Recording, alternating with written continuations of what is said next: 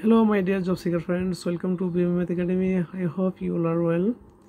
আজকে হাজির হয়েছি কয়েকটি গুরুত্বপূর্ণ গাণিতিক সমস্যা নিয়ে। তার আগে বলে রাখি, পূর্বে একটি লাভ ক্ষতির উপরে একটি ক্লাস নিয়েছিলাম, সেখানে কয়েকটি টার্ম সম্পর্কে আলোচনা করেছি এবং সেখানে এটা বলেছিলাম যে পরবর্তীতে কয়েকটি লাভ ক্ষতির উপরে ক্লাস নেব, যেগুলোতে খুবই গুরুত্বপূর্ণ কিছু গাণিতিক সমস্যার সমাধান দেখানো হবে এবং যেই গাণিতিক সমস্যাগুলো বিগত বিভিন্ন চাকরির পরীক্ষায় এসেছিল। আপনারা অনেক আগে থেকেই এই ধরনের অঙ্ক করে এসেছেন।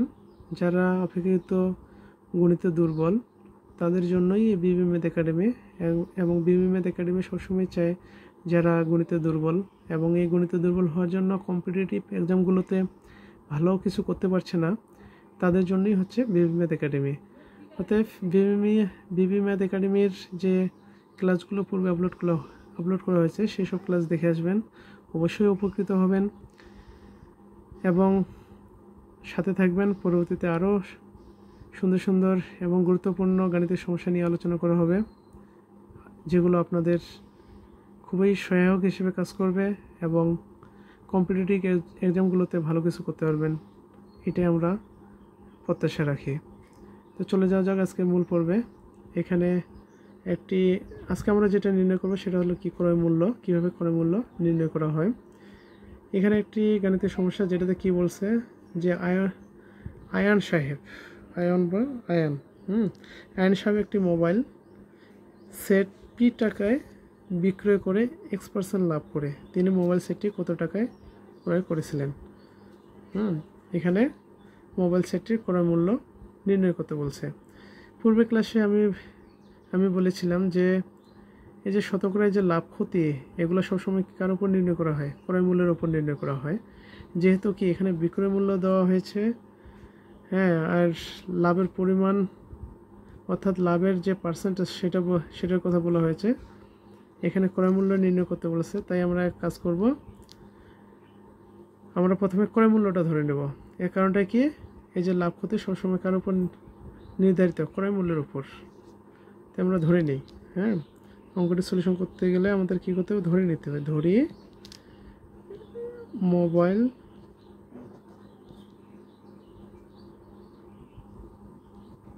সেটটির ক্রয় মূল্য 100 টাকা, তাই না?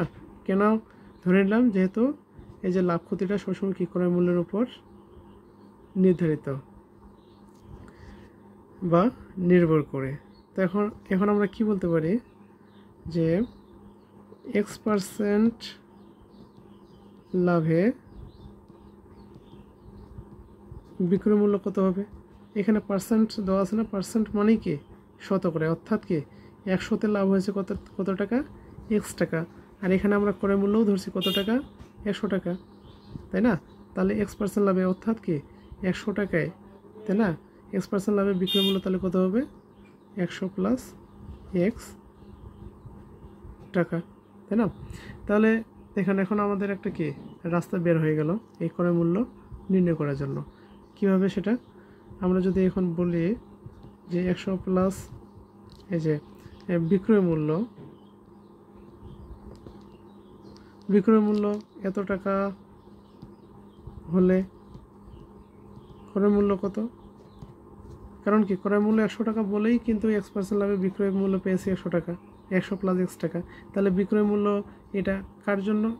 বিক্রয় মূল্য এটা হলে ক্রয় মূল্য কত টাকা হবে? 100 টাকা, তাই না? এই যে আমাদের এটাই হলো এই অঙ্কটা সলিউশন করার রাস্তা। তাহলে কি বিক্রয় মূল্য যদি 1 টাকা হয়, ক্রয় মূল্য অনুসারে আমরা ঐকিক নিয়ম অনুসারে যেটা আমরা করি, তাই নাকি? 1 টাকা হলে কী হবে? কম হবে 100 প্লাস কম মানে কি ডিভাইডেড, তাই না? এত টাকা ক্রয় মূল্য এত, 1 টাকা, তাহলে কম হবে, কম মানে কি ডিভাইডেড, এটা কী হবে? ভাগ হয়ে যাবে। এখন এর পরবর্তীতে যে এটা নেব পি টাকা, বিক্রয় মূল্য পি টাকা হলে, যেহেতু এখানে বিক্রয় মূল্য কত দেওয়া রয়েছে? পি দেওয়া রয়েছে, তাই না? বিক্রয় মূল্য পি, তাহলে বিক্রয় মূল্য পি হলে কী হবে? ক্রয় মূল্য কি বেশি হবে? 100 গুণন পি ডিভাইডেড কি 100 প্লাস X টাকা। তার মানে হলো কি এটাই হলো আমাদের উত্তর, ঠিক আছে? এটাই হলো আমাদের কাঙ্ক্ষিত অ্যান্সার। অতএব ক্রয় মূল্য কি কার ক্রয় মূল্য এটা? এই যে মোবাইলটির, হ্যাঁ, মোবাইলটির ক্রয় মূল্য হচ্ছে 100 পি ডিভাইডেড 100 প্লাস এক্স টাকা। এই যে এই ধরনের যে অঙ্কগুলো আমরা সংক্ষেপে কিভাবে নির্ণয় করতে পারি, শর্টকাট, সেটা আমরা দেখব কীভাবে। আচ্ছা এখানে দেখেন তো, এখান থেকে আমরা শর্টকাট নিয়মটা আমরা বের করি কীভাবে। তাহলে আমাদের ডিটেলস করার পরে আমরা রেজাল্ট পেলাম এটা, তাই না? তাহলে এখান থেকে আমরা একটা সংক্ষেপে একটা সূত্র তৈরি করি, এখান থেকে আমরা করতে পারবো। সেটা কীভাবে? এখানে ক্রয় মূল্য মানে কি, কস্ট প্রাইস। আচ্ছা এখানে পিটা কি এখানে দেখছিলাম আমরা, পিটা ছিল আমাদের কি, বিক্রয় মূল্য, তাই না? পি ছিল কি, পি হচ্ছে বিক্রয় মূল্য। এই যে মোবাইল সিটি কি পি টাকায় বিক্রয় করে, তাই না? তার মানে কি এখানে পি হচ্ছে বিক্রয় মূল্য, পি হচ্ছে কি বিক্রয় মূল্য গুণন কি 100, তাই না? 100টা কি, 100টা তো আমরা যেটা ধরে নিয়েছিলাম, তাই না? সেটা হচ্ছে কি সূত্রেরই ওটা 100 ধরতে হবে এখন, যেটা আমরা ক্রয় মূল্য হিসেবে ধরে নিয়েছিলাম। তাহলে কি 100 গুণন কি, এখন 100 প্লাস এই যে এখানে এক্স আছে না, এক্স কি শতকরা পরিমাণ না, এই যে এত পার্সেন্ট লাভ হয়েছিল, তার মানে কি এক্স হচ্ছে শতকরা পরিমাণ, শতকরা পরিমাণ। অর্থাৎ কি এটাকে আমরা এভাবে লিখতে পারি যে সিপি সমান কি এসপি মানে কি সেলিং প্রাইস গুণন কি, গুণন 100 ডিভাইডেড কি 100 প্লাস কি শতকরা পরিমাণ বা রেট, যেটা রেট দেওয়া থাকবে আর কি, ঠিক আছে? যে যে রেটটা দেওয়া থাকবে এখানে, যে কত হারে লাভ ক্ষতি, ঠিক আছে এটা। তবে এখন এখানে যে শতকরা পরিমাণটা কি, যদি লাভ হয়, যদি লাভ হলে কি হবে পজিটিভ, আর যদি ক্ষতি হয় তাহলে কি হবে নেগেটিভ। এই যে এখানে শতকরা পরিমাণ কি কত পাইছিলাম ওটা এক্স, তাই না? এক্স যখন লাভ ছিল তখন কি যা পজিটিভ, আর যখন ক্ষতি হবে তখন কি হবে নেগেটিভ হবে। তো তার মানে কি এখানে এক্স এর মানটা কী হবে, ক্ষতি হলেও কি মাইনাস এক্স, আর লাভ হলে হবে প্লাস এক্স, ঠিক আছে? এটাকে আমরা ধরবো শর্টকাট ফর্মুলা, ঠিক আছে? শর্টকাট ফর্মুলা দেখি আমরা এই শর্টকাট ফর্মুলা ইউজ করে আমরা কয়েকটি অঙ্ক করার চেষ্টা করি। এই যে এখানে একটা অঙ্ক কি বলছে, যে একটি দ্রব্য 180 টাকায় বিক্রয় করে 10% ক্ষতি হলো, তিনি দ্রব্যটি কত টাকায় ক্রয় করেছিলেন, তাই না? এই যে আমাদের শর্টকাট যে ফর্মুলাটি ছিল সেটা কি ছিল, কস্ট প্রাইস। অর্থাৎ কি কস্ট প্রাইস ইকুয়াল টু কি, এই যে সেলিং প্রাইস ইন্টু 100 ডিভাইডেড কত কি 100 প্লাস এই যে শতকরা, এই যে কি, এই যে এখানে কি শতকরা পরিমাণ, তাই না? শতকরা পরিমাণ। আচ্ছা এখানে কি হয়েছে, ক্ষতি হয়েছে, তাই না? এত পার্সেন্ট ক্ষতি হয়েছে। আমি বলছিলাম কি যে ক্ষতি হলে আমরা কি বলবো, এটাকে নেগেটিভ ধরবো, এক্স এর মানটা হবে নেগেটিভ, তাই না? ক্ষতি হলে নেগেটিভ আর লাভ হলে পজিটিভ। যেহেতু এখানে কি বলছে ক্ষতি, তাহলে আমরা কি ধরি এখানে এক্স এর মান হবে কি মাইনাস কি 10, তাই না? আর এখানে অর্থাৎ কি মাইনাস এক্স, আবার প্রথমে সূত্রটাই লিখতেছে, ঠিক আছে? তাহলে এখানে সেলিং প্রাইস কত 180, এই যে অঙ্ক অনুসারে সেলিং প্রাইস হচ্ছে কি 180 গুণন কি 100 ডিভাইডেড কি 100 মাইনাস এক্স এর মান হচ্ছে কত 10, তাহলে এখানে হচ্ছে কত 180 গুণন 100 ডিভাইডেড কত 90, তবে এখানে কি 0 কেটে যায় 9 দুগুণে কি কত 18, তার মানে কি 2,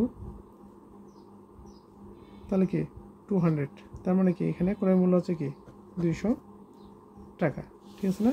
পরে আরেকটা অঙ্ক দেখি কি বলছে, একটি চেয়ার 180 টাকায় বিক্রি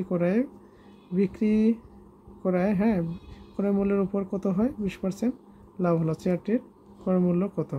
তাহলে আমরা কি জানি সূত্র, কস্ট প্রাইস ইকুয়াল টু কি সিলিং প্রাইস ইন্টু 100 ডিভাইডেড কি 100 প্লাস এক্স। এক্স বলতে কি এখানে এই যে রেটটা, তাই না? এখানে কি হয়েছে, লাভ হয়েছে। এখানে তাহলে কি সিলিং প্রাইস কত, 180 টাকা।